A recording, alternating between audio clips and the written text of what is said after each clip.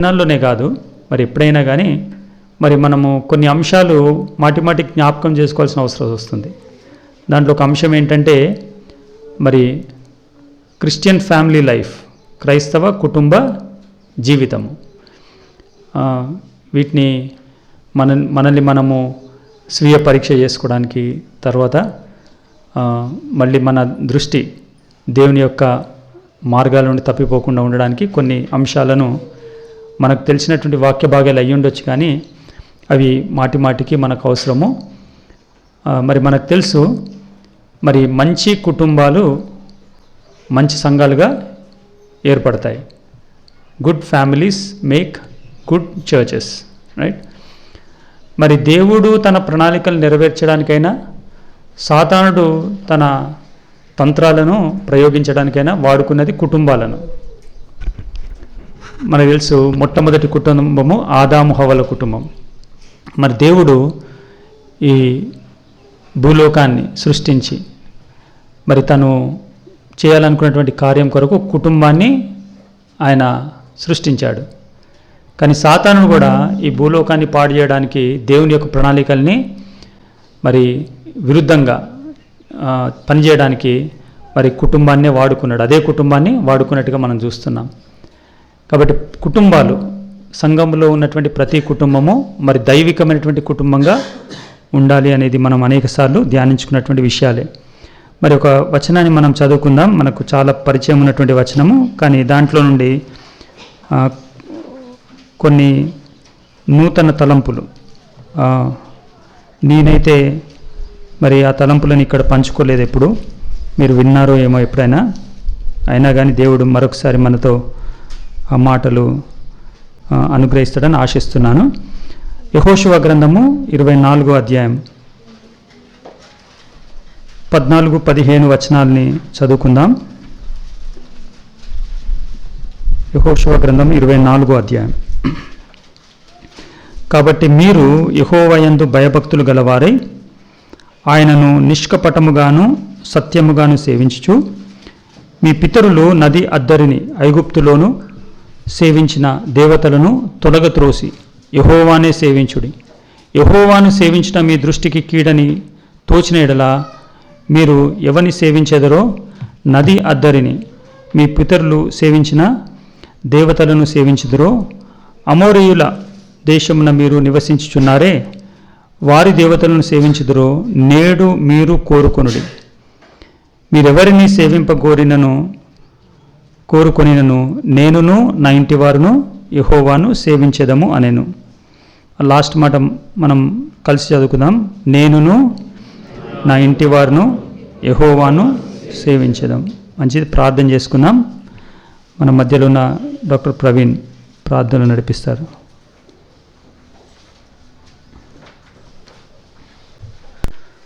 మళ్ళీ మీకు చెప్పేటువంటి విషయం ఏంటంటే, మరి ఈరోజు మనము ధ్యానించుకున్నటువంటి మాటలో మరి ఇది స్వీయ పరీక్షకు, అదేవిధంగా కొన్ని నూతన తలంపులకు మనం ఈ ధ్యానాన్ని దేవుడు మనకు అనుగ్రహించడానికి గ్రహిద్దాం. మంచిది. మరి ఈ మాటను మనం చాలాసార్లు చదివాము. నేనును నా ఇంటి వారును యెహోవాను సేవించెదము.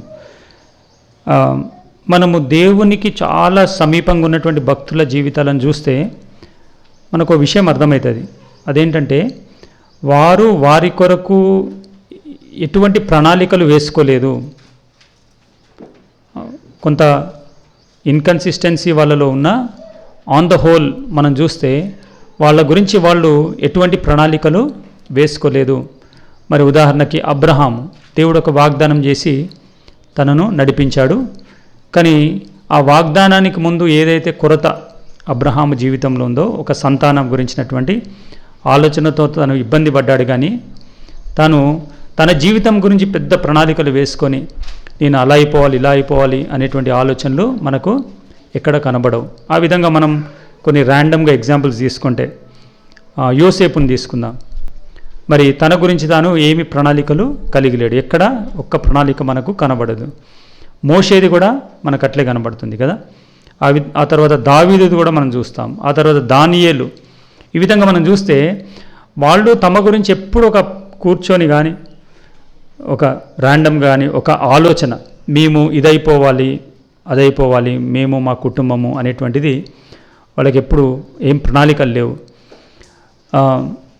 దేవుడు నమ్మదగిన వాడు అనేది వారు గుర్తించారు. సో వారు చేసిందల్లా ఏంటంటే దేవుని నమ్మకత్వానికి స్పందించారు అంతే. ఆ స్పందనగా వాళ్ళు ఏ విధంగా జీవించాలో జీవించినట్టుగా మనం చూస్తాం. కాబట్టి నిజమైనటువంటి క్రైస్తవుడు తన జీవితంలో చేయాల్సింది ఏంటంటే దేవుని యొక్క నమ్మకత్వానికి, దేవుని యొక్క కృపకు, దేవుని యొక్క ప్రేమకు, దేవుని యొక్క గుణలక్షణాలు వాటన్నిటికీ స్పందనగా మనం జీవించడమే. మనం చేసేటువంటి ప్రణాళిక ఏమీ లేదు. మరి ఈ విషయంలో మనకి ఎప్పుడు ఒక పోరాటం ఉంటుంది కదా.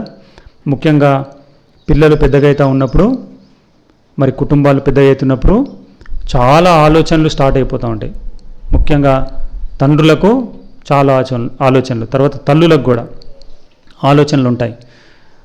మరి చాలామంది అట్లాంటి ఆలోచనలు చేసి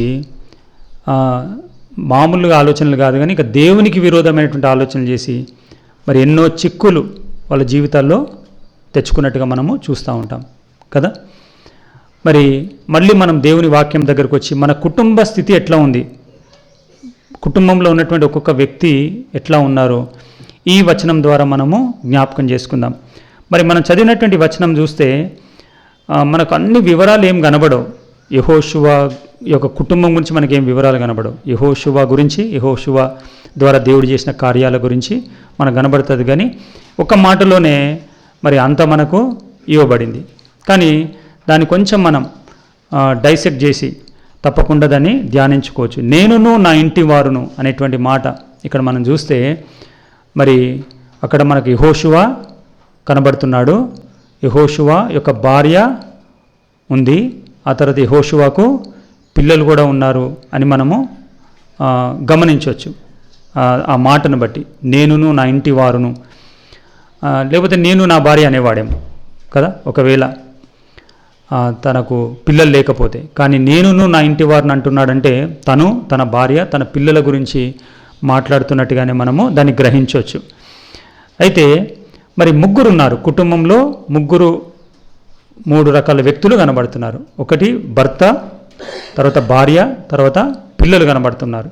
ఈ ముగ్గురిని మనం అట్లా గమనిస్తూ ఉంటే, ఆ వచనాన్ని గమనిస్తూ ఉంటే, ఆయన మాటల్లోని అర్థాన్ని గమనిస్తుంటే మనకు అర్థమయ్యేది ఏంటంటే మరి యెహోషువ భర్తగా ఏం చేస్తున్నాడంటే ఒక తీర్మానాన్ని ప్రకటన చేస్తున్నాడు కదా. నేనును నా ఇంటి వారిని యెహోవాను సేవించదు, అదొక తీర్మానం, రైట్. సో భర్త యొక్క పాత్ర ఏంటంటే కుటుంబ పక్షంగా తీర్మానాలు చేయడం. మరి చాలా ప్రాముఖ్యమైనటువంటి బాధ్యత. మరి నాన్న ఒక పుస్తకం రాసిండ్రు, వీలైతే మీరు ఈ వారంలో దాని హోంవర్క్ కూడా తీసుకోండి. చిన్న పుస్తకము, ఆ పుస్తకంలో సగమే ఉంది ఆ చాప్టరు. అదేంటంటే నీ తీర్మానమే నీ గమ్యం కదా.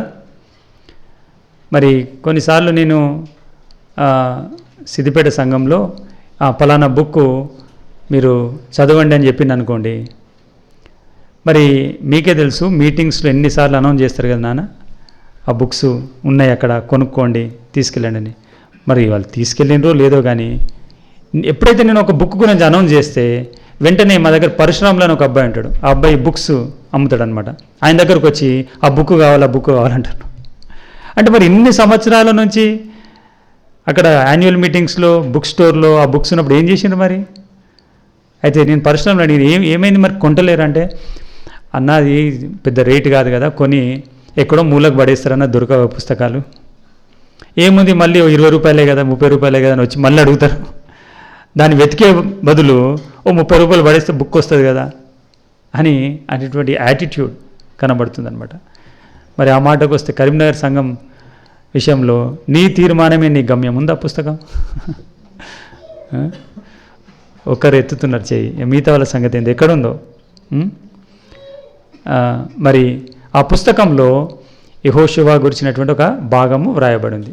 దాంట్లో కొన్ని పాఠాలు మీకు తప్పకుండా దొరుకుతాయి, మీరు చదవండి. మరి యెహోషువను మనం చూస్తే ఇక్కడ ఉన్నటువంటి భర్తలకు మరొక బాధ్యత ఉంది. అదేంటంటే కుటుంబ పక్షంగా తీర్మానాలు చేయాలి. చాలా ప్రాముఖ్యమైనటువంటి బాధ్యత కదా, ఎందుకంటే నీ తీర్మానమే నీ గమ్యం కదా. మరి ఈ ఈ మాటను భర్తలు జ్ఞాపకం చేసుకోవాలి. మరి దేని ఆధారం చేసుకొని తీర్మానాలు చేసుకోవాలి? నాకు తీర్మానం చేసేటువంటి బాధ్యత ఉంది కాబట్టి ఇంకా నా ఇష్టారాజ్యం, నేను కుటుంబానికి శిరస్సు, హెడ్ ఆఫ్ ద ఫ్యామిలీ కాబట్టి నాకేమైతే ఆశలు ఉన్నాయో నేను ఎట్లా అనుకుంటున్నానో అట్లా చేస్తానైనా కాదు. మరి యెహోషువ జీవితం మనకు తెలుసు. యెహోషువ జీవితం ఎంత కన్సిస్టెంట్గా, ఆయన తీర్మానాలన్నీ దేవుని వాక్యాన్ని ఆధారం చేసుకొని ఉన్నాయి కదా. సో భర్తలకు ఒక ఆలోచన ఏంటంటే ఇక్కడ మీరు చేసేటువంటి తీర్మానాలకు మరి దేవుని వాక్యం ఆధారంగా ఉందా, లేకపోతే మీ సొంత ఆశలు ఆలోచనల, లేకపోతే లోకము మీ మైండ్స్లో పెట్టేటువంటి ఆలోచనల. మరి కొందరు బాగానే ఉంటారు, సడన్గా ఏదో ఒక కొత్త పని చేస్తారు. ఎందుకంటే ఎక్కడో వాళ్ళు పనిచేస్తున్నటువంటి ప్లేస్లో ఎవరో ఒక ఆలోచన పెట్టినారు, అట్లా చేస్తే ఇట్లా అయిపోతుంది, ఇట్లా చేస్తే అట్లా అయిపోతుంది. లోకపు ఆలోచన పెట్టేసరికి ఏం చేస్తున్నారు వాళ్ళు? వాళ్ళ తీర్మానము ఆ లోకము ఇచ్చినటువంటి ఆలోచన పైన, లేకపోతే నేడు ఉన్నటువంటి ఒక ట్రెండ్ ఉంది కదా, ఈ మిడిల్ క్లాస్ లైఫ్ స్టైల్ యొక్క ట్రెండ్, దాన్ని ఆధారం చేసుకొని చాలామంది భర్తలు కొన్ని ప్లాన్స్ వేస్తూ ఉన్నారు. మరి నేను ఉదయకాల సమయం చెప్పినటువంటి ఎగ్జాంపుల్ అది. మా తండ్రి మొబైల్ ఫోన్లో వాట్సాప్ మెసేజ్ వచ్చింది, నేను సూసైడ్ చేసుకుందాం అనుకుంటున్నాను. మరి ఆయన ఫస్ట్ ఆఫ్ ఆల్ 9 లక్షల రూపాయలు అప్పు ఉందంట. సో ఈ అప్పు తీర్చడానికి 2.5 లక్షలు అప్పు చేసి కువైట్ కొరకు మరి మొత్తానికి వీసా, తర్వాత పని సంపాదించి అక్కడికి వెళ్ళి మరి అక్కడ సంపాదించే డబ్బును ఇంటికి పంపిస్తూ ఉన్నాడు. ఇంటికి పంపిస్తూ ఉంటే వీళ్ళు మిస్మేనేజ్మెంట్ చేసి కుటుంబము ఆ 9 లక్షలు 15 లక్షలు అయిపోయిందంట. సో అది కారణం, సూసైడ్ చేసుకుంటా అనుకున్న దానికి అది కారణం. మధ్యలో నాన్న ఒక్కసారి తనకు ఒక ఇండికేషన్ ఇచ్చిండ్రు, ఏదో నాకు కొంచెం గడబడ అనిపిస్తుంది నీ ఫ్యామిలీ లైఫ్ అని. అంటే లేదు అంకుల్, అంత బాగానే ఉంది, ఇంకా కొన్ని సంవత్సరాలు నేను పని చేసేసి వచ్చేస్తా, అంత సెటిల్ అయిపోతుంది అని. తీరా చూస్తే మరి కొద్ది కాలంలోనే ఆయన ఏమన్నాడంటే, అంకుల్ ఇప్పుడు 15 లక్షలు అప్పు ఉంది, నేను అది తీర్చలేను, ఇంకా నేను ఇండియాకు వచ్చి చేసే పని కూడా నాకేం లేదు, పని దొరకట్లేదు, కాబట్టి సూసైడ్ అనేటువంటి మాట. కాబట్టి తీర్మానం చాలా ముఖ్యం. భర్తలు చాలా ప్రాముఖ్యమైనటువంటి బాధ్యత వాళ్ళకు ఉన్నది. అంటే భర్తలకు ఆ బాధ్యత ఉంది అని అంటే భార్యను పక్కన పెట్టని కాదు. మరి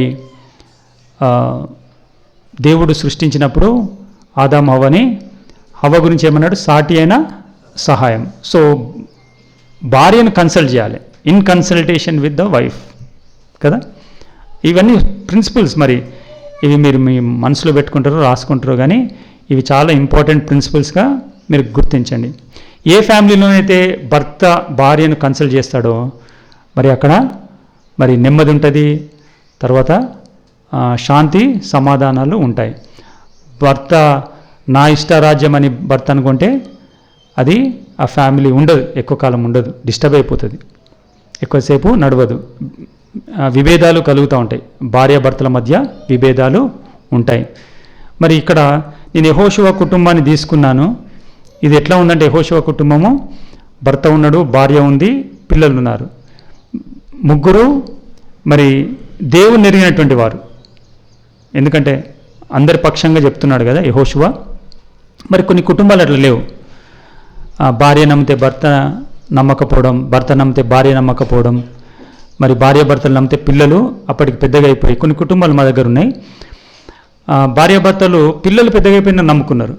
ఇప్పుడు పిల్లలు అంటారు, లేదు మీ నమ్మకం మీది, మా నమ్మకం మాది అని ఉన్నారు. సో అట్లాంటి కుటుంబం కాదు ఇది.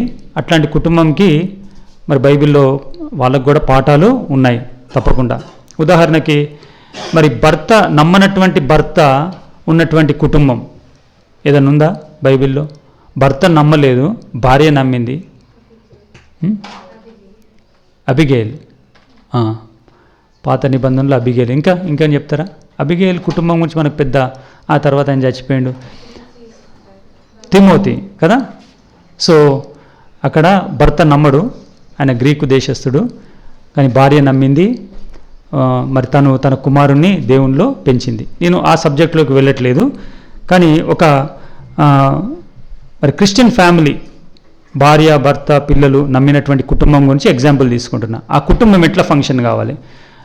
ఇది కరీంనగర్లో ఉన్నటువంటి చాలా కుటుంబాలకి సూటబుల్ ఫ్యామిలీ కదా, ఎందుకంటే ఎక్కువ మంది ఇక్కడ కుటుంబాలుగా వస్తారు. అట్లాంటి వాళ్ళు ఎవరైనా లేకపోతే వాళ్ళకి తిమోతి ఫ్యామిలీ ఎగ్జాంపుల్ అట్లా తీసుకోవచ్చు, రైట్. సో భర్త తీర్మానం చేయడానికి ఆయన రెస్పాన్సిబుల్. మరి దేవుడు భర్తనే అడుగుతాడు కదా. హవ్వ పాపం చేసింది ఫస్ట్, కానీ దేవుడు మాత్రము ఆదామునే అడిగిండు, ఎందుకంటే ఆదాముకి ఆ రెస్పాన్సిబిలిటీ ఇవ్వబడింది. కాబట్టి కుటుంబం విషయంలో ఏదైనా కానీ భర్తనే అకౌంటబుల్ అనేది మనం జ్ఞాపకం చేసుకోవాలి. మరి కొందరు భర్తలు నేను హెడ్ ఆఫ్ ద ఫ్యామిలీ అనుకుంటారు, కానీ వాళ్ళు మర్చిపోయేది ఏంటంటే you are accountable also. You are not just the head of the family. God will ask each and everything about your family. దానికి నువ్వే జవాబు ఇవ్వాలి. సో తీర్మానం చేయాలి in consultation with the wife. So ఇక్కడ భార్య యొక్క పాత్ర ఏంటంటే ఈ వచనంలో మనం గమనిస్తే యెహోషువ ఒక తీర్మానం చేశాడు, కానీ భార్య ఏం చేస్తుందంటే ఆ తీర్మానానికి సహకరిస్తుంది. సో మరొక అర్థం, ఆదాము హవ్వలను సృష్టించినప్పుడు హవ్వ గురించి దేవుడు ఏమన్నాడు, సాటి అయిన సహాయం అన్నాడు కదా. మనకు నంబర్ ఆఫ్ ట్రాన్స్లేషన్స్ ఉన్నాయి ఆ మాటను ఇంకా బాగా లోతుగా అర్థం చేసుకోవడానికి. ఇంకొక అర్థం ఏంటంటే మరి హవ్వ ఆదాముకి కాంప్లిమెంట్, అంటే ఆదాముకి సహకారి అన్నమాట. సాటి అయిన సహాయంలో కూడా ఆ మాట మనకు వస్తుంది. సో భర్త ఒక తీర్మానము, దానికి భార్య సహకరించలేదనుకోండి, ఆ ఫ్యామిలీ కూడా అస్తవ్యస్తంగా ఉంటుంది కదా. మరి మా ఫ్యామిలీ యొక్క ఎగ్జాంపుల్ చెప్తాను. మరి నాన్న కొన్ని రూల్స్ పెట్టేవారు ఫ్యామిలీలో, కానీ గుడ్ థింగ్ ఏంటంటే అమ్మ ఉన్నట్టుగా ఫాలో అయ్యేదన్నమాట.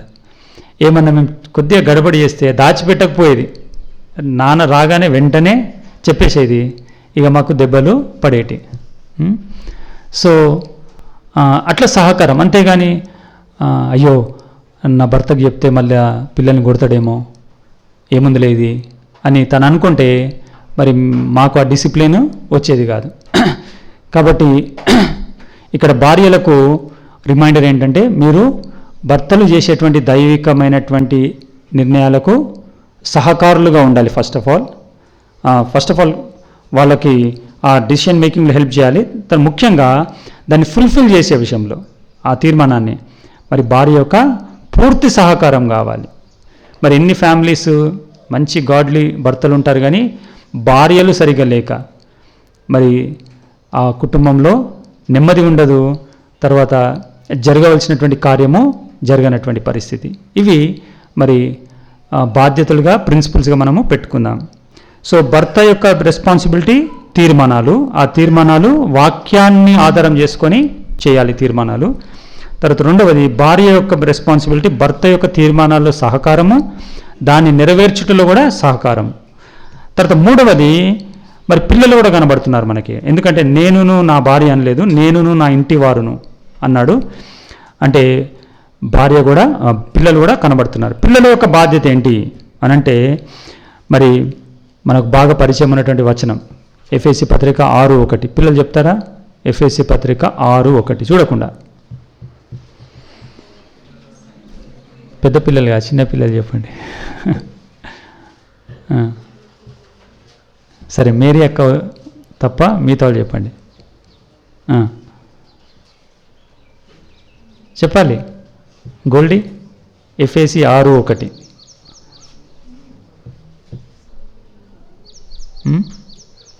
మొన్న ఒక అబ్బాయిని ఇరాన్ క్యాపిటల్ సిటీ ఏంటంటే ఇరాక్ అంటున్నాడు. అట్లా అంటే వాళ్ళకి ఏ నాలెడ్జ్ లేదా అనిపిస్తూ ఉంటుంది. చెప్పండి. జాన్ వెస్లీని చెప్పు. Very good. పిల్లలారా, చిన్న పిల్లలారా ఉందా, పిల్లలారా ఉందా? పిల్లలారా ప్రభువునందు మీ తల్లిదండ్రులకు, అంతే పిల్లల పని అంతే, ఇంకేం లేదు, ఇంకేం చేయాల్సిన అవసరం లేదు. తల్లిదండ్రులకు లోబడి ఉండడమే, విధేయులై ఉండడమే పని అన్నమాట అక్కడ. ఓకే, దీనికి మించి ఇంకేదైనా చేసిండు అనుకోండి గడబడైపోతుంది అక్కడ. కానీ ఈ దినాల్లో పిల్లలు చాలా స్మార్ట్ అని వాళ్ళు అనుకుంటున్నారు, తల్లిదండ్రులు కూడా అనుకుంటున్నారు. ఎందుకు? వాళ్ళు మొబైల్ ఫోన్ ఆపరేట్ చేసే విధానాన్ని బట్టి వాళ్ళ స్మార్ట్నెస్ ఇంకేదో కాదు. మావాడు నాకు ఏదైనా ప్రాబ్లం వస్తే అన్నీ చేసేస్తాడు, చాలా స్మార్ట్ అని అనుకుంటా ఉన్నారు కదా. ఇంకా ఆ ఇంప్రెషన్ తల్లిదండ్రులు పిల్లలకి ఇచ్చేసరికి ఇంకా పిల్లలు తల్లిదండ్రుల మాట ఎందుకు వింటారు? మాకు అన్నీ తెలుసు. కొన్నిసార్లు పిల్లలపైన ఆధారపడుతూ ఉంటారు పేరెంట్స్, ఏదైనా ఇన్ఫర్మేషన్ కోసం టకాటక్ తీసి ఇచ్చేస్తారు వాళ్ళు కదా. కానీ అదంతా ఓకే, కానీ మరి పిల్లలు ఏం చేయాలి? తల్లిదండ్రులకు విధేయులై ఉండాలి, లోబడి ఉండాలి అనేది జ్ఞాపకం చేసుకుందాం. ఓకే, ప్రభువు నందు ఆ మాటను వివరించాలి కానీ సమయం లేదు దానికి. కానీ తల్లిదండ్రులకు విధేయులై ఉండాలి. ఒకవేళ మీ తల్లిదండ్రులు అన్బిలీవర్స్ అనుకోండి, ఒకవేళ మీ తల్లిదండ్రులు క్రైస్తవులే కానీ శరీర సంబంధులు కంప్లీట్గా, వాళ్ళు లోక సంబంధంగానే జీవిస్తారు, లోకంలో దేని కొరకు పరుగులాడుతూ ఉంటారు, డబ్బు సంపాదన కొరకు, అట్లాంటి వాళ్ళ విషయంలో కొంచెం అట్లాంటి కుటుంబాల్లో ఉన్న పిల్లలు జాగ్రత్తగా ఉండాలి. మా తల్లిదండ్రులు చెప్పేది అది ప్రభువు నందు అనే మాట ఉంది కదా, దేవుని వాక్యానుసారమైందేనా అని కూడా గుర్తించాలి. అట్లాంటి పిల్లలు ఇక్కడ ఎవరైనా ఉంటే అది తప్పకుండా గుర్తించాలి. ఎందుకంటే మీరు ప్రభువుని అంగీకరించారు, మీరు సంఘానికి క్రమంగా వస్తున్నారు. మీ తండ్రి అట్లా ఉండకపోవచ్చు, లేదా మీ తల్లిదండ్రులు అట్లా ఉండకపోవచ్చు. కాబట్టి ఏం చేయాలి? ప్రభువు నందు మీ తల్లిదండ్రులకు విధేయులై ఉండడు. అంటే ప్రభువు ఫస్ట్, తర్వాత తల్లిదండ్రులు. మరి వాక్యానికి విరుద్ధమైన శరీర సంబంధమైన అట్లాంటి పిల్లలు చాలామంది నాకు కలుస్తూ ఉంటారు. వాళ్ళు ఈ నియమం పెట్టుకున్నారు, మా తల్లిదండ్రులు వాక్యానుసారమైనది ఏదన్నా చెప్తే వింటాము, మరి వాక్యానుసారం కాకపోతే ఏం చేయాలి? దాన్ని వినాల్సిన అవసరం లేదు కదా. మరి అక్కడ ఒక మంచి శిష్యునిగా వాళ్ళకి కొన్ని ఇబ్బందులే ఉంటాయి, అవి వాళ్ళు ఎదుర్కోవాలి.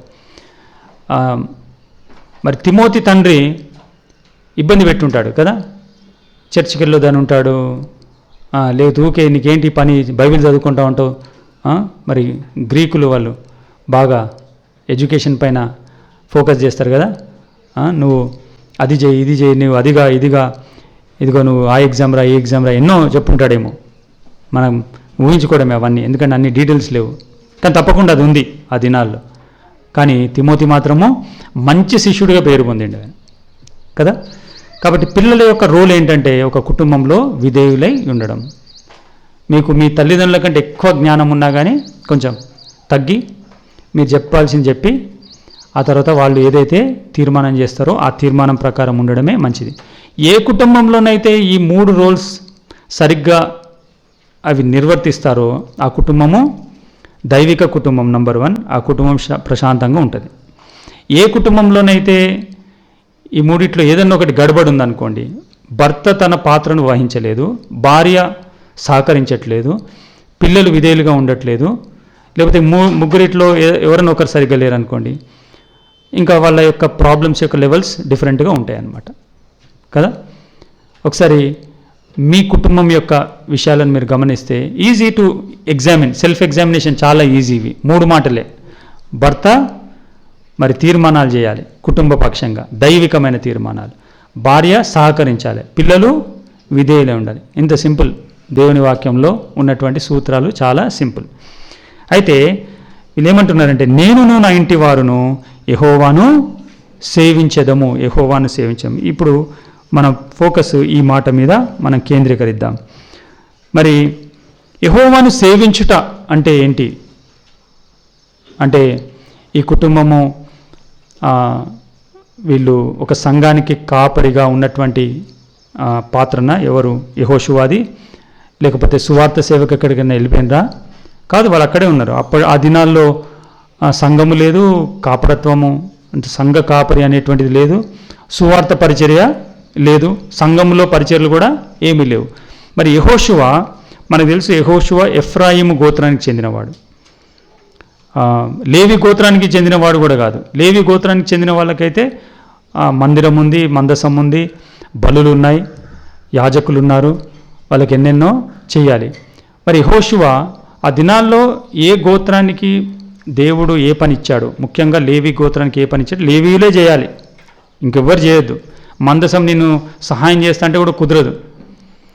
ఎందుకంటే ప్రతి గోత్రానికైనా మరి ఆయా ప్రాంతాలు ఇచ్చాడు, ఆయా పనులు ఇచ్చాడు అనమాట. వాళ్ళు ఆ పని చేయాలి. కాబట్టి యెహోషువ కుటుంబము మరి నేటి సేవకుల యొక్క కుటుంబం లాగా కాదు. వాళ్ళు సంఘ కాపరత్వంలోనో లేకపోతే సువార్త సేవలోనో కాదు, మరి అందరిలాంటి కుటుంబమే. ఇక్కడ కూర్చున్నటువంటి మీలాంటి ఒక కుటుంబమే. మరి యెహోషువ కూడా ఇశ్రాయేలు దేశ పౌరుడే, నాయకుడే. కానీ ఈ భాగానికి వచ్చేసరికి he was one of the citizens అంతే. ఎందుకంటే మనకు తెలుసు యెహోషువ గ్రంథంలో, న్యాయాధిపతుల గ్రంథంలో చూస్తే మరి ఇశ్రాయేలు జనాంగానికి రాజు లేడు కదా, మంత్రులు లేరు, అక్కడేమి లేదు. దేవుడే రాజు, వాళ్ళు ధర్మశాస్త్రాన్ని అనుసరించడమే వాళ్ళ యొక్క కర్తవ్యం, అంతకుమించి వాళ్ళకు ఏమీ లేదు. మరి యెహోషువ రాజు కావాలంటే ఈజీగా అయిపోయేవాడు. యెహోషువ ఒక్క డిక్లరేషన్ ఇస్తే, ఇదిగో 31 రాజ్యాలపైన మీకు విజయాన్ని నేను అందించాను, లేకపోతే నా ద్వారా దేవుడు అందించాడు, ఇక మిమ్మల్ని నేను ఏలుతాను అంటే అందరూ వాళ్ళకి కదా. మరి అట్లాంటి గొప్ప నాయకుడు యెహోషువ. కానీ యెహోషువకు తెలుసు దేవుడు నన్ను నడిపించింది ఇక్కడ దీని కొరకు కాదు, మరి ఆయన చేయవలసింది చేసేసి ఇప్పుడు ఏం చేయాలి, యెహోవాను సేవించుట. ఒకవేళ మరి ఇక్కడ కూర్చున్నటువంటి మీరు కూడా లేకపోతే అందరము ఇదే మా గురి కూడా ఇదే, నేనును నా ఇంటి వారిని యెహోవాను సేవించేదమని అంటే ఏంటి, యెహోవాను సేవించడం అంటే ఏంటి అనేది మనము చూద్దాము. మొదటిగా యెహోవాను సేవించుట అంటే ఆయనను ఆరాధించుట, ఇది మొదటిది. సో మరి నిజమైన క్రైస్తవ కుటుంబం లేకపోతే యెహోషువను మాదిరిగా పెట్టుకున్నటువంటి కుటుంబంగా మనం ఉంటే, యెహోషువ అన్నమాట మనం అంటే, మన కుటుంబము ఆయనను ఆరాధించేటువంటి కుటుంబంగా ఉండాలి. మరి ఆరాధించే కుటుంబంగా ఉండేటువంటి కుటుంబం ఎట్లా ఉంటుందంటే, వారి ప్రతి దినాన్ని మరి దేవునితో సమయం గడుపుతారు కుటుంబంగా. ఏదో ఎవరి బైబిల్ స్టడీ వాళ్ళు చేసుకొని, ఎవరి ప్రార్థన వాళ్ళు చేసుకున్న వాళ్ళు చేసుకోరు. మాకు పని ఉంది, మాకు ఎగ్జామ్ ఉంది, మాకు స్కూల్ ఉంది, బస్సు వచ్చేస్తుంది, తల్లేమో లేదు వంటలు చేయాలి, నాకు కుదరదు, సాయంత్రం చేసుకుందాం, ఇదంతా ఉండదు. మీరు అనుకోవచ్చు కుదరదని, కానీ అట్లా కుదిరేటువంటి ఫ్యామిలీస్ మీకు చాలా చూపెట్టగలను. ఇవన్నీ వాళ్ళ జీవితాల్లో కూడా ఉన్నాయి. వాళ్ళు కూడా ప్రొద్దున డ్యూటీకి వెళ్ళాలి, పిల్లలు స్కూల్కి వెళ్ళాలి, వంటలు చేయాలి, ఇద్దరు భార్యాభర్తలు డ్యూటీకి వెళ్ళాలి. అయినా కానీ వాళ్ళ కుటుంబాల్లో ఉదయకాలం లేచి వాళ్ళు ఏమంటారంటే ఫ్యామిలీ ఆల్టర్ అంటారు. అంటే వాళ్ళు అందరూ కలిసి దేవుని వాక్యాన్ని చదువుకుంటారు, పాటలు పాడతారు, రక్షణ సునాద గీతములు కూడా వినబడతాయి వాళ్ళ ఇంట్లో నుంచి. ఆ తర్వాత మరి బైబిల్ని చాలా క్రమబద్ధంగా వాళ్ళు చదువుతారు. తర్వాత కొంతసేపు ప్రార్థనలు గడుపుతారు. అది 30 మినిట్సో 45 మినిట్సో 1 అవర్, మొత్తానికి చాలా సీరియస్గా, అలవాటుకు కూడా సీరియస్గా ఆ కుటుంబంలో అందరూ ఆ టైం కోసం వెయిట్ చేస్తారు. ప్రొద్దున కాగానే వాళ్ళ మనసులో ఏముంటుందంటే కుటుంబ ప్రార్థన ఉంటుంది మనకి అనేది వాళ్ళ మనసులో తిరుగుతూ ఉంటుంది అనమాట. తప్పకుండా యెహోషువ కుటుంబం అట్లాంటి కుటుంబం అని మనం అర్థం చేసుకోవచ్చు కదా. కాబట్టి మన కుటుంబాల్లో ఆరాధన ఉందా? రాత్రిపూట పండుకునే ముందు ప్రార్థన చేసి పండుకుంటాం అనేది కుటుంబ ప్రార్థన కాదు. అది మనం ఉదయకాలం లేచినప్పుడు మరి మొట్టమొదటిగా మనం దేవునితో సమయం గడుపుట, తప్పకుండా సాయంత్రం కూడా కలిగి ఉండాలి. కానీ ఉదయకాలంన మరి మనం మానకుండా మరి ప్రభువును ఆరాధించేటువంటి కుటుంబంగా ఉన్నామా? లేదు అంటే మనం ఈ మాట అనడానికి మనకు హక్కు లేదు అంటే మరి యెహోషువ ఒక మాట అన్నాడు. ఏమన్నాడంటే, యెహోవాను సేవించుట మీ దృష్టికి కీడని తోచినట్లా మీరు ఎవరిని సేవించారో సేవించండి, ఇక మీ ఇష్టం. కొందరు తమ ఉద్యోగాలను, వీళ్ళేమో దేవతలను, ఇప్పుడు ఆ దేవతలు లేవు మనకు, క్రైస్తవ కుటుంబాలుగా దేవతలు ఉండే మనకి. మా దేవతలు ఇంకో రకంగా ఉంటాయి మనకి. ఉద్యోగాలు, చదువులు, డబ్బు కోసం ప్రాకులాట, అది వాటికి ఇంపార్టెన్స్ అనమాట. ఇక వాటిని బట్టి ఇంక యెహోవాను సేవించేటువంటి సమయం ఎక్కడిది? ప్రొద్దున కుటుంబ ప్రార్థన ఎక్కడిది? ఆరాధన సమయం ఎక్కడిది? వాక్యం చదువుకోవడం ఎక్కడిది? ఏదైనా చేస్తే నామకార్థంగా ఏదో రండి ప్రార్థన చేసుకొని వెళ్ళిపోతారు కదా. కానీ యెహోషువ మాత్రము అట్లా కాదు. యెహోషువ అంటున్నాడు, మీ దృష్టికి ఎవరిని సేవించాలో సేవించుకోండి, కానీ నేనును నా ఇంటి వారును యెహోవాను సేవించుదాం. ఎన్నోసార్లు మనం ఈ మాట క్లెయిమ్ చేస్తున్నామేమో, కానీ ఒకసారి పరీక్షించుకుంటే మనకు తెలిసిపోతుంది నిజంగానైనా మనం యెహోవాను సేవిస్తున్నామా అంటే మొదటిగా ఆయనను ఆరాధించుట. నేను త్వరగా చెప్పేస్తాను. రెండవది ఏంటంటే యెహోవాను ఘనపరచుట. యెహోవాను సేవించుట అంటే యెహోవాను ఘనపరచుట అనేటువంటి మాట మనం గమనించవచ్చు. మరి మన కుటుంబంలో ఎవరికి ఘనత దొరుకుతుంది? దేని కొరకు మనం ఎవరి ఘనత కొరకు మనం జీవిస్తున్నాము? కొన్ని కుటుంబాల్లో వాళ్ళ ఇంటి పేరుకు చాలా ఇంపార్టెన్స్ ఇస్తారు. ఆ ఇంటి పేరుతోని ఇంటి మీద రాసుకోవడమో లేకపోతే ఏది ఎక్కడ దొరికినా ఇంటి పేరు రాసుకుంటారు. ఏంటంటే ఇంటికి పేరు రావాలి. నేను హైదరాబాద్లో మా బాబు స్కూల్ ఏదో ప్రోగ్రామ్ అంటే వెళ్ళిన, అక్కడ మరి చాలామంది పేరెంట్స్ అంటే సెలెక్టివ్ పేరెంట్స్ పిలువబడ్డారు. ఏదో అనౌన్స్మెంట్లు చేస్తుంటే ఒక ఫాదర్ ఆ ఇంటి పేరును అనౌన్స్ చేస్తే గట్టిగా అరుస్తున్నాడు. అది అరవాల్సినటువంటి మీటింగ్ కాదు, నెమ్మదిగా చూడాలి ప్రోగ్రాము. కానీ ఇంటి పేరు అందరి ముందు ఇంటి పేరు ఘనంగా ఎంచబడిందని ఇట్లా అని అంటా ఉన్నాడు. సో చాలామంది మరి ఇంటి పేరుకు లేకపోతే ఇంకా వారి ఘనత కొరకు జీవించేటువంటి దాంట్లో ఉన్నారు కదా. కానీ ఈ కుటుంబంలో మరి దేవునికే ఘనత. మరి ఒక గొప్ప మాట మనకు బాగా పరిచయం ఉన్నటువంటి మాట ఉంది కదా, 1 సమూయేలు 2వ అధ్యాయము. 1 సమూయేలు 2వ అధ్యాయము.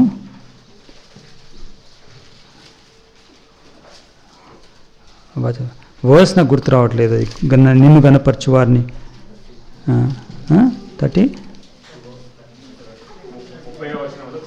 30 సారీ, వెరీ ఫెమిలియర్ వర్స్. 30వ వచనం ఏమంటున్నాడు ఆయన? నన్ను గణపరచువాన్ని నేను గణపరచుదును. మనకు తెలుసు ఇక్కడ ఏం జరిగిందో. మరి ఏలి దేవుని కంటే ఎక్కువ తమ కుమారులను గణపరుస్తున్నట్టుగా మనము చూస్తున్నాం కదా. 29వ వచనం చూడండి. నా నివాస స్థలమునకు నేను నిర్ణయించిన బలి నైవేద్యములను మీరేలా తృణీకరించుచున్నారు? మిమ్మును క్రొవ్వబెట్టుకొనుటకై నా జనులకు ఇశ్రాయేలీలు చేయు నైవేద్యములలో శ్రేష్ఠ భాగములను పట్టుకొనుచు నాకంటే నీ కుమారులను నీవు గొప్ప చేయుచున్నావు. ఏలి తండ్రి తన కుమారులను దేవుని కంటే ఎక్కువ గొప్ప చేస్తున్నట. మరి గతంలో నేను చెప్పిన ఎగ్జాంపులే. మరి ఒక అమ్మాయి కౌన్సిలింగ్ కొరకు వచ్చింది. ఏంటంటే ఇంటర్మీడియట్ అయిపోయింది, ఏం చేయాలి నేను, అసలు ఏం చేద్దాం అనుకుంటున్నాం, నీట్ చేద్దాం అనుకుంటున్నాం. ఎందుకు చేద్దాం అనుకుంటున్నాం అంటే మరి మా తండ్రికి పేరు తీసుకొని రావాలని చెప్పేసింది ఆమె తండ్రి ముందే. తండ్రి పాపం ఊహించారు ఎట్లా చెప్తుందని, కానీ స్ట్రైట్ ఫార్వర్డ్ చెప్పింది. ఎంతో మరి గర్విస్తూ చెప్తుంది అన్నట్టు. అంటే చూడండి, నేను నా తండ్రి యొక్క గొప్పతనం కొరకు. సో ఇక్కడేమో తండ్రి ఏమో పిల్లల యొక్క గొప్పతనం, తర్వాత పిల్లలేమో తండ్రిని ఘనపరచడానికి. కానీ మరి యెహోషువ కుటుంబం మాత్రము ఆ విధంగా మరి మనకు అగుపడట్లేదు కదా. వాళ్ళు దేవుని ఘనపరచుట. సో యెహోవాను సేవించే కుటుంబంలో దేవునికి ఘనత వస్తుందా లేదా ముఖ్యం, అంతే. అది పట్టుకొని అక్కడి నుంచే మరి అన్ని ఏదైనా దాని విషయంలో నిర్ణయం. మరి ఎరిక్ లిడ్డిల్ అనేటువంటి వ్యక్తి గురించి మొన్న యూత్కి కూడా కొంత చూపెట్టడం జరిగింది. దాంట్లో మరి ఎరిక్ లిడ్డిల్ తీర్మానం చేసిండు, బాగానే ఉంది. ఏమని? నేను దేవుని ఘనపరుస్తానని. కానీ గొప్ప విషయం ఏంటంటే ఆయన బయోగ్రఫీ చదివితే తన తల్లిదండ్రుల యొక్క సపోర్ట్ ఉంది. అసలు ఏ తల్లిదండ్రులైనా ఒప్పుకుంటారా? ఒలింపిక్లో 100 మీటర్ గోల్డ్ మెడల్ వస్తుంది, ఒక్క సండే చర్చ్ మానేస్తే ఏముంది అనేటువంటి మాట అది కదా. ఉదాహరణకి జిమ్ ఎలియట్ ఆయన సువార్త సేవకు వెళ్లే ముందు వాళ్ళ తల్లిదండ్రులు కూడా మిషనరీస్. వాళ్ళు అన్నారంట, బాబు ఇక్కడే చాలా సేవ ఉంది కదా, నువ్వు మళ్ళీ అక్కడికి ఎందుకు, నరమాంస భక్షకుల దగ్గరికి ఉండొచ్చు కదా అంటే, లేదు మరి దేవుడు ఈ భారాన్ని నా హృదయంలో పెట్టిండు, అక్కడ ఎంతో సేవ ఉంది, కానీ అంటే వాళ్ళు ఏమనంటే ఇక్కడ సేవ అక్కడ సేవనే కదా అంటే, లేదు లేదు, దేవుడు నాకు ఆ భారం పెట్టిండు, నేను వెళ్ళిపోవాలి కదా. అంటే వాళ్ళు సేవకులే, వాళ్ళు మిషనరీ తల్లిదండ్రులు ఉన్నారు, కానీ మరి దేవుని గణపరిచేటువంటి మాట మాట్లాడుతుండు. అదేవిధంగా మరి ఎరిక్ లిటిల్ ఫ్యామిలీలో కూడా తన తల్లిదండ్రులు మరి మా కుమారుడు చేసినటువంటి నిర్ణయం, we are okay with that. Olympics మరి జీవితంలో ఎప్పుడో ఒకసారి అవకాశం దొరుకుతుంది ఆ ఘనత, కానీ అది ఆదివారం రోజు వస్తుంది కాబట్టి మా కుమారుడు పరిగెట్టని అంటున్నాడు, ఇట్స్ ఓకే అని వాళ్ళు కూడా నిర్ణయం చేసిండ్రు కదా.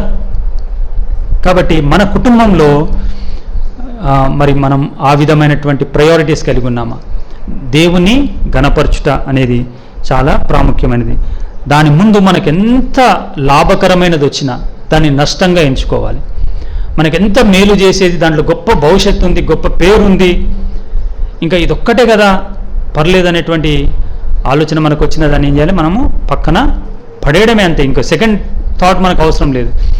ఇది దేవుని నామానికి మహిమ కలిగేటువంటి మాటనేనా, అది చూడాలి. అది కాకపోతే ఏం చేయాలి, దాన్ని పక్కన పడేయాలి. మళ్ళీ అవి మనం కనెక్ట్ చేయొద్దు. ఇట్లా కూడా మనం దేవుని గణపరచవచ్చు, మెడల్ వస్తే నీకు ఒలింపిక్ మెడల్ వస్తే అట్లా కూడా దేవుని గణపరచవచ్చు కదా నువ్వు అని మరి అనే అవకాశాలు ఉంది తల్లిదండ్రులు. కానీ వాళ్ళు ఏమన్నారు, లేదు లేదు, నువ్వు చేసుకునే నిర్ణయంలో నువ్వు కొనసాగు. ఎందుకంటే ఆ కుటుంబంలో దేవుని గణపరచుటనే వాళ్ళ ప్రాధాన్యత. ఇది రెండవ మాట. మూడవది మనం గమనిస్తే మరి పాత నిబంధనలో ఉన్న వాళ్ళకి ధర్మశాస్త్రం కదా. కాబట్టి యెహోషువకు తన కుటుంబానికి యెహోవాను సేవించడం అంటే ధర్మశాస్త్రానుసారంగా నడుచుకుంటా. మనకు ధర్మశాస్త్రమే కాదు, మనకు దేవుని వాక్యము ఉంది కదా. సో వాక్యానుసారంగా నడుచుకుంటా, యెహోవాను సేవించుట అంటే ఏ సంఘంలో నేనేదో పని చేస్తా, నేనేదో పలానా ఫిజికల్ పని చేస్తేనే తప్పకుండా చేయాలి, సంఘంలో అవి మనం చేయాల్సినటువంటి బాధ్యతలే. కానీ అదే సేవించుట అని మిగతా విషయాల్లో మనం వెనుకబడి ఉండొద్దు కదా. మరి ఆ కాలంలో ఇశ్రాయేలులకు వాళ్ళకి ఏం పని ఉంది? యెహోవాను సేవించడం అంటే మిగతా గోత్రాలకు ఏంటి పని అంటే ఆయన ధర్మశాస్త్రాన్ని అనుసరించుటనే యెహోవాను సేవించుట, ఆయన మాట వినుటనే ఆయనను సేవించుట అనేది మనం జ్ఞాపకం పెట్టుకోవాలి కదా. ఇది మూడవ మాట. తర్వాత నాలుగవ మాట చూస్తే మరి మనకు తెలుసు ఈ 12 గోత్రాలకి మరి దేవుడు 12 భాగాలను వాళ్ళకి విభజించి ఇచ్చాడు కదా. మరి ఒక్కొక్క గోత్రానికి ఒక్కొక్క పని మనం చూస్తాం. లేవి గోత్రానికి పని ఏంటంటే వాళ్ళు ఆ మందిర సంబంధమైన బలుల సంబంధమైన దాన్ని వారు నిర్వర్తించాలి.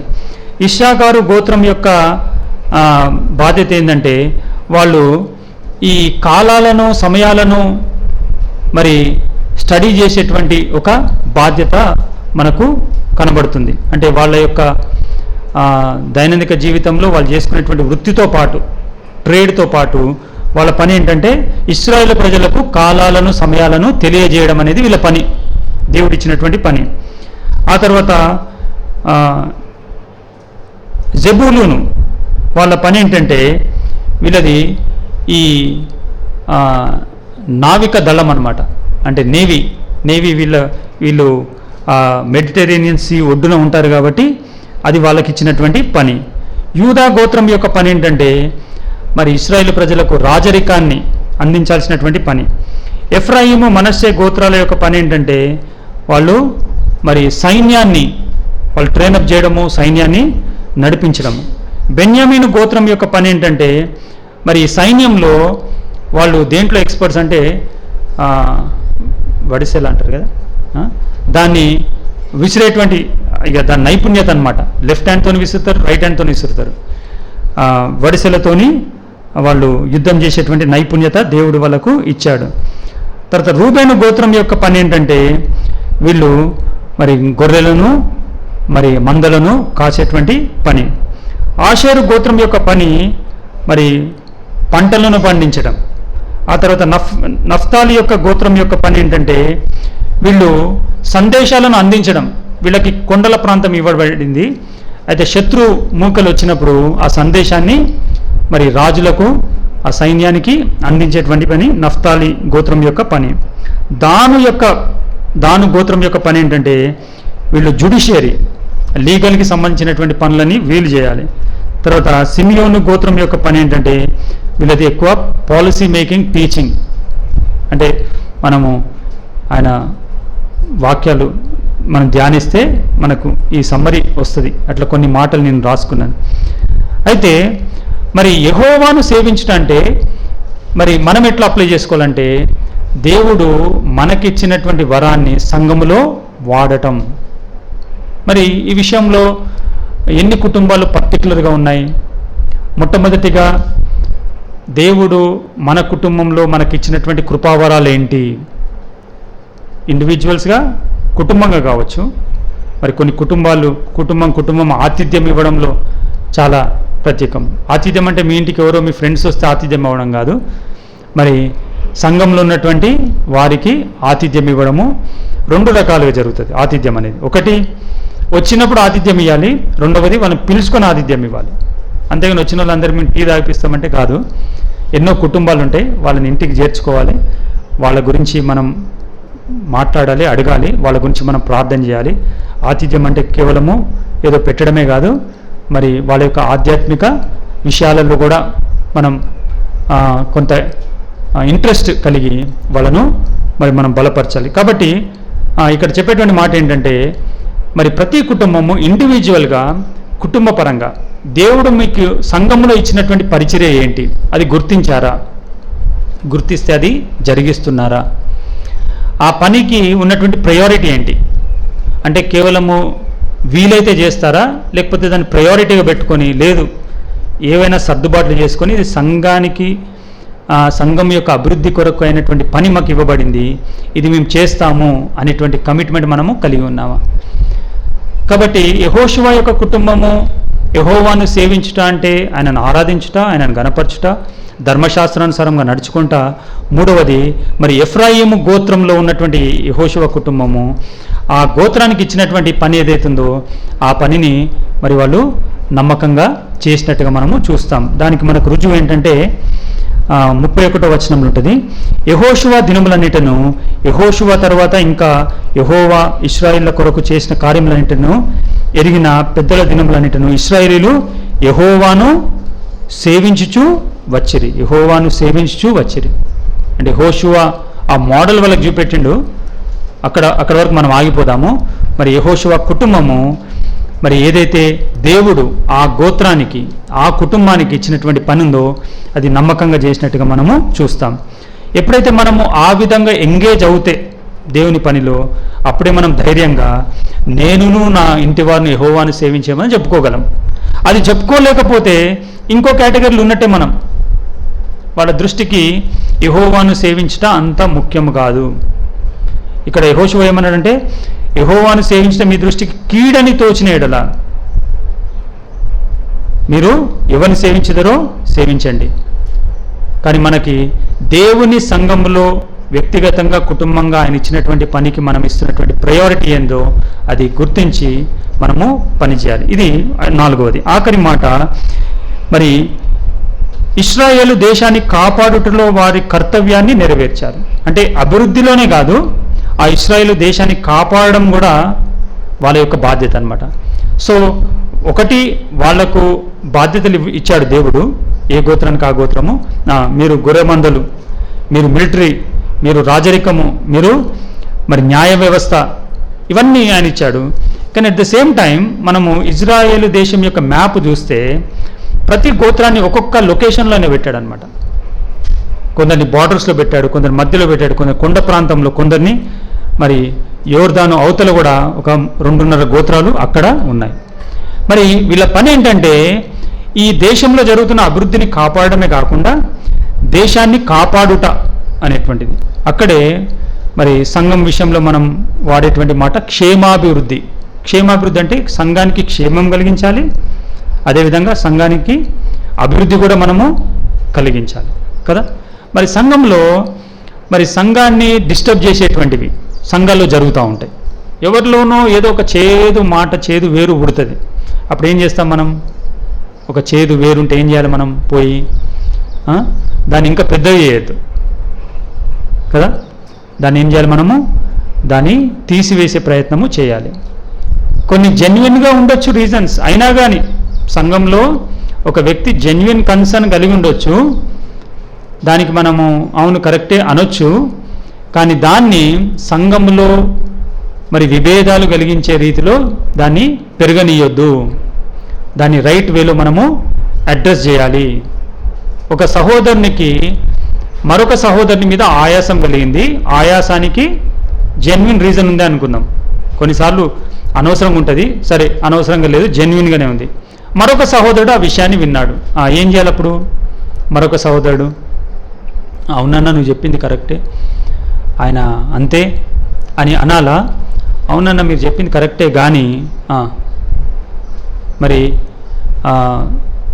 పౌలు విషయంలో అపోస్తులకు అపోహ కలిగింది, అపోస్తులకు సంఘానికి కదా. అయితే ఆ విషయం ఎవరికి తెలిసింది? బర్నబాకు తెలిసింది. అప్పుడు బర్నబా ఏం చేసిండు? పిలిచాడు కదా, పౌలును తన దగ్గరకు చేర్చుకొని అని ఉంటుంది అక్కడ. చేర్చుకొని చెప్పు పౌలు, ఏం జరిగింది నీ జీవితంలో? మరి నువ్వు ఇట్లా హింసించేవాడివి కదా సంఘాలను, మరి ఏం జరిగిందని చెప్తే, మొత్తం అని చెప్తే అప్పుడు తను అర్థం చేసుకొని వెళ్ళి సమాధానపరిచిండు కదా పౌలును. అంటే అప్పుడు ఇంకా సౌలే ఆయనను మరి అపోస్తులకు పరిచయం చేసి సమాధానపరిచినట్టుగా మనం చూస్తున్నాం. మరి ఇట్లాంటివి మన సంఘంలో ఎన్ని జరుగుతూ ఉన్నాయి? తప్పకుండా సమస్యలు అయితే ఉన్నాయి, కొన్ని అపోహలు ఉన్నాయి, కొన్ని జెన్యున్ కన్సర్న్స్ ఉన్నాయి. కానీ వాటి విషయంలో మనము ఏ విధంగా రియాక్ట్ అవుతున్నాం? అటు రూబేను ఒక బార్డర్లో ఉన్నాడు, ఇటు జెబూలూను ఒక బార్డర్లో ఉన్నాడు, తర్వాత ఆషేర్ ఇంకో బార్డర్లో ఉన్నాడు. అటు నుంచి శత్రువులు వచ్చినాడు కూడా ఏం చేయాలి? సమాచారాన్ని, అది వాళ్ళు గొర్రెలు మందలు చూసుకునేటువంటి వాళ్ళు, కానీ ఆ సమాచారాన్ని యూదా గోత్రానికి ఇవ్వాలి, లేకపోతే ఎఫ్రాయిము మనష్షే గోత్రానికి ఇవ్వాలి. అప్పుడు ఏం చేస్తారు వాళ్ళు? ఒక మిలిటరీ యాక్షన్ అక్కడ జరుగుతుంది కదా. మరి మనం కూడా ఒక రైట్ పర్సన్కి అది కన్వే చేయడం, సమాధానపరచడం, అది అపోహ అయినా కావచ్చు, నిజమైనటువంటి కన్సర్నే కావచ్చు, మనం ఏం చేయాలి? దాన్ని మనము అడ్రస్ చేయాలి కదా. చాలా కాలం క్రితం నేను చెప్పినటువంటి మాట మళ్ళీ జ్ఞాపకం చేస్తాను. మరి విలియం మెక్డొనాల్డ్ గారే తన డైలీ డివోషన్ రాసింది, రోజంతటి కోసం చదువుతున్నారా? దాంట్లో రాసింది ఏమనంటే, సంఘాల్లో 2 రకాల వ్యక్తులు ఉంటారు. ఒక రకం వ్యక్తులు ఎవరంటే వాళ్ళు కెరోసిన్ క్యాన్లు పట్టుకొని తిరుగుతూ ఉంటారంట. సో ఇద్దరి మధ్య ఎవరిదైనా ప్రాబ్లం ఉందనుకోండి, మామూలుగా ఏమైతే చెప్పండి, మనం ఎవరైనా విజిట్ చేస్తే ఎక్కువ మంది ఎట్లాంటి స్థితిలో ఉంటారంటే, ఆ వ్యక్తులు ఏదో షేర్ చేసుకుంటారు వేరే వాళ్ళ గురించి కదా. దాన్ని ఏం చేస్తారు? దాన్ని ఇంకా మంట అంటించడానికి కొంచెం కెరోసిన్ పోసి వస్తారంట కదా. దాంతో ఏమవుతుంది? అది స్ప్రెడ్ అవుతూ ఉంటుంది సంఘంలో. కొన్ని సంఘాలు మరి పాడైపోయినాయి అట్లే, మొత్తం సంఘం అక్కడ లేకుండా అయిపోయింది కదా. కానీ ఇంకో గుంపు ఉంటుందంట, వాళ్ళు నీళ్ళ క్యాన్ పట్టుకొని తిరుగుతారంట. ఎక్కడ పోయినా కానీ ఎవరింటికి పోయింది అనుకోండి, వాళ్ళు నీళ్ళ క్యాన్ పట్టుకొని వెళ్తారనమాట. వాళ్ళ నుంచి దాన్ని వినబడింది అనుకోండి, ఒక సహోదరుడు మరో సహోదరుని గురించి, లేదా సహోదరి మరొక సహోదరి గురించి అని చెప్పింది అనుకోండి, లేదా కుటుంబం మరో కుటుంబం గురించి అని చెప్పింది అనుకోండి, ఏం చేస్తారంటే వీళ్ళు నీళ్లు పోస్తారనమాట కదా. అంటే ఆ కోపాన్ని, ఆ యొక్క విషయాన్ని చల్లార్చేటువంటి ప్రయత్నము చేస్తూ ఉంటారు. కాబట్టి మనము ఏ విధంగా ఉండాలి? కెరోసిన్ క్యాన్ పట్టుకొని తిరగాలనా, నీళ్ళ క్యాన్ పట్టుకొని తిరగాలనా? బర్నబా లాగా నీళ్ళ క్యాన్ పట్టుకొని తిరగాలి కదా. బర్నబాది అదే పని, ఎక్కడ పోయినా నీళ్ళ క్యాన్ పట్టుకొని తిరుగుతూ ఉంటాడు. పౌలుకి మార్కుకు కూడా ఒక సమస్య వచ్చింది, అప్పుడు కూడా మరి నీళ్ళ క్యాన్ పట్టుకొని దాన్ని ఆర్పేసిండు ఆ సమస్యను కదా. మరి మార్కుకి ఎప్పుడు పౌలు గురించి చెడు చెప్పలేదు అనిపిస్తుంది నాకు. ఎందుకంటే తర్వాత మార్కు మరి పౌలు దగ్గర మంచి సాక్ష్యం పొందాడు, నాకు ప్రయోజకుడైనటువంటి వ్యక్తి అనేటువంటి ఒక మాట అక్కడ మనం పౌలు రాసినట్టు చూస్తాం. ఒకవేళ బర్నబా మార్కును తనను తీసుకుపోయి, ఈ పౌలును నేను పైకి తీసుకొచ్చినా ఈరోజు నా మాట వింటలేడు, అసలు గతి లేదు ఆయనకి, అపోస్తులు కూడా ఎవరు ఆయన లెక్క చేయలేదు, కానీ నేను ఆయనను ఇంటికి చేర్చుకొని ఆ రోజు స్పెషల్ భోజనం తయారు చేసి, నా భార్య కూడా సిక్కు ఉండే ఆ రోజు, అయినా కానీ బిర్యానీ చేయించి, ఈ అన్ని కథలు మరి మార్కుకు చెప్పలేదు కదా. మార్కుకి ఏం చెప్పిండు? పర్వాలేదు, దేవుడు పౌలును శిలాను ఇంకో ప్రాంతంలో వాడుకుంటాడు, మనం కుప్రాకు వెళ్దాం, ఆయన ఏషియా మైనర్కి వెళ్తాడు, మనం కుప్రాకు వెళ్దాం అని చెప్పి మరి సేవలో మార్కును ముందుకు తీసుకొని వెళ్ళి ఆ తర్వాత పౌలు మంచి సాక్ష్యము రాస్తాడు కదా. కాబట్టి సంఘానికి క్షేమం కలిగించే వాళ్ళు నీళ్ళ క్యాన్లు పట్టుకొని తిరగాలి అని విలియం మెక్డొనాల్డ్ గారు చెప్పినటువంటి మాట. మరి ఆ విధంగా యెహోషువ దినములన్నిటనట ఎట్లా ఉంది, వాళ్ళు యెహోవానే సేవించారు. ఒక్కటి రాయడానికి ఒకటి లేదు ఆయన జీవించిన కాలంలో. మరి ఇశ్రాయేలు ప్రజల మధ్య జరిగినటువంటి దాన్ని రాయడానికి ఒకటి ఏం అవసరం లేనటువంటి స్థితిలో మరి అది ఉంది. ఒక కుటుంబం కదా, నేనును నా ఇంటి వారును యెహోవాను సేవించేదము. మరి దాని కొరకు మనము 5 మాటలు మనం చూసుకున్నాం. యెహోవాను సేవించుట అంటే ఆయనను ఆరాధించుట, ఆయనను గణపరచుట, ఆయన వాక్యానుసారంగా నడుచుకొనుట. అదేవిధంగా మన కాంటెక్స్ట్లో మరి సంఘంలో మన కృపావరాలు దేవుడు మనకంటూ వ్యక్తిగతంగా కుటుంబంగా ఇచ్చినటువంటి పరిచర్యం చేయుట, ఆ తర్వాత సంఘం యొక్క క్షేమాన్ని కోరుట, సంఘం యొక్క క్షేమం కొరకు పని చేయుట. ఈ 5 విషయాలు మరి మనం మన కుటుంబాల్లో ఉన్నాయా లేదా జ్ఞాపకం చేసుకుందాం, పరీక్షించుకుందాం. ఎక్కడైతే సరి చేసుకోవాలో వాటిని సరి కూడా చేసుకుందాం. ప్రార్థన చేసుకుందాం.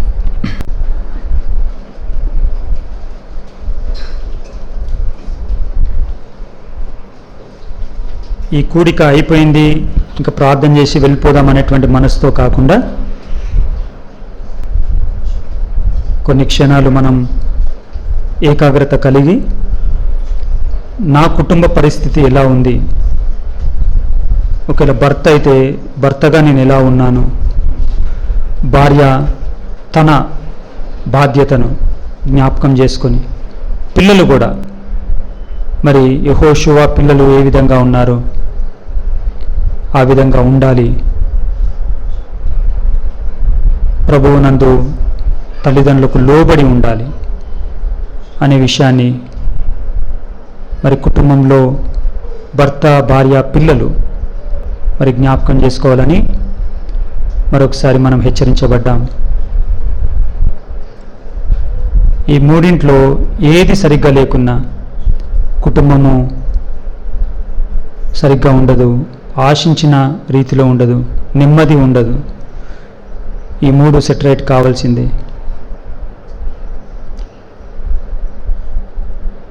అదేవిధంగా కుటుంబంగా యెహోవాను సేవించుట అనే 5 విషయాలు కూడా మరి మనం పరీక్షించుకొని సరి చేసుకుందాం. మన కుటుంబంలో అనుదినము కుటుంబ ప్రార్థన, ఫ్యామిలీ ఆల్టర్ అనేది ఉందా?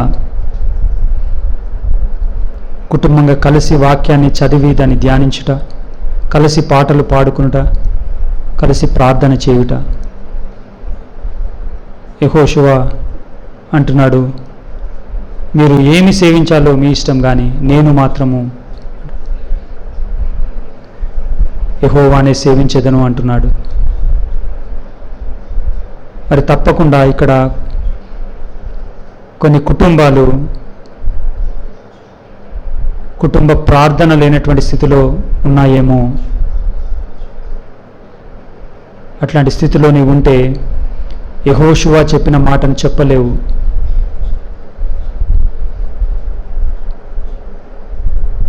మళ్ళీ పడిపోయినటువంటి ఆ బలిపీఠాన్ని కట్టుకుందాం. ఇప్పటికే మన పిల్లలు ఎంతో కోల్పోయారు, కుటుంబ ప్రార్థన లేనందువలన మన పిల్లలు ఎంతో కోల్పోయారు. అది మనకు వెంటనే అర్థం కాదు, కానీ ఆ తర్వాతి కాలంలో అర్థమవుతుంది. కానీ అప్పటికి సమయం ఆలస్యం అవుతుంది, ఏమీ చేయలేము. సమయం ఉంటుండగానే సర్దుబాటు చేసుకుందాం, సరి చేసుకుందాం. నేను చాలాసార్లు చెప్పాను, మా కుటుంబంలో తిండి లేని దినాలు చాలా ఉన్నాయి, కానీ కుటుంబ ప్రార్థన లేని దినము ఒకటి కూడా నాకు జ్ఞాపకం లేదు.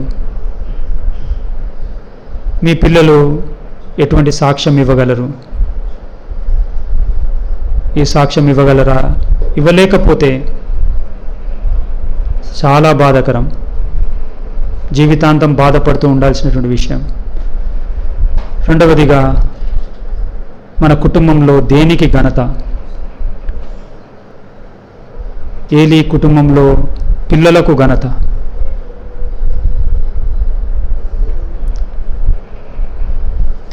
మరికొన్ని కుటుంబంలో వాళ్ళ ఉద్యోగాలు, బిజినెసెస్,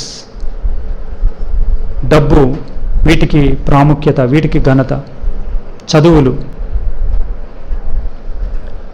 వాటికి ప్రాధాన్యత.